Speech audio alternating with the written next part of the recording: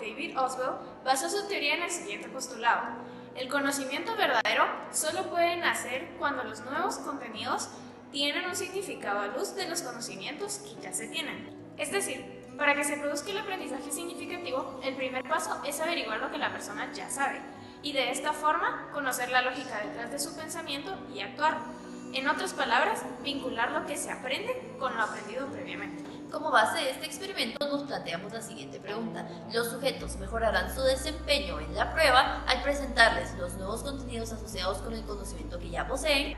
Como hipótesis en este experimento nos planteamos que el desempeño en el segundo intento de la prueba por parte de los sujetos mejorará al vincular los personajes desconocidos con quienes son capaces de reconocer desde el primer intento. Determinar si el desempeño de los sujetos mejora al presentarles los nuevos contenidos de forma asociada con los conocimientos que ya poseen. En este experimento se les mostrará la obra Discutiendo la Divina Comedia con Dante, pintada por 3 artistas taiwaneses en 2006. Esta obra contiene a 103 de los personajes más influyentes de la historia de la humanidad. Se les dará un minuto para que puedan identificar a tantos personajes como les sea posible.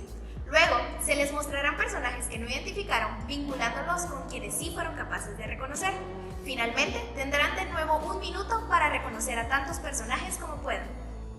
Esperamos que sí exista una diferencia significativa entre el número de personajes identificados por los sujetos en el primer intento y en el segundo intento. El primer sujeto es un estudiante de tercer año de Ingeniería Ambiental. En su primer intento, logró identificar a 4 personajes. El primero es Einstein, este es un que está como el barco, es como que soy como uno de los barcos que son espaciales. En el segundo intento, luego de mostrarle algunos personajes vinculados a quienes se identificó en el primer intento, pudo identificar a 11 personajes. Con esto, hubo una diferencia de 7 personajes entre su primer y segundo intento. Aquí está Dane, aquí está Einstein, aquí está Gandhi, aquí está Darwin Manuel, aquí está como Elvis Presley. El segundo sujeto es un estudiante con pensum cerrado de ciencias políticas. En su primer intento pudo identificar a 13 personajes. Stanley, Marx, Engels, Pelé. En el segundo intento pudo identificar a 19 personajes, lo que arroja una diferencia de 5 personajes entre ambos intentos. Vamos a ver, Lenin, Pelé, Hitler, Isabel II, Stanley, Da Vinci, Marx. El tercer sujeto es un estudiante de cuarto año de Relaciones Internacionales. En su primer intento pudo identificar a 8 personajes.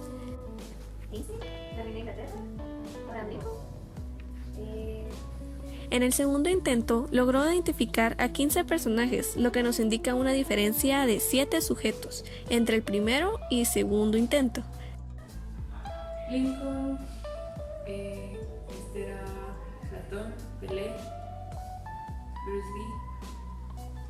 El penúltimo sujeto es un estudiante con pensum cerrado de Ingeniería Agrícola. Ella logró identificar a 17 personajes en el primer intento. En el segundo intento, luego de mostrarle a personajes no identificados, logró reconocer a 20 personajes, logrando una diferencia de 3 personajes entre ambos intentos. Attila, Platón, Albert Einstein, Pelé, Mike Tyson, Putin.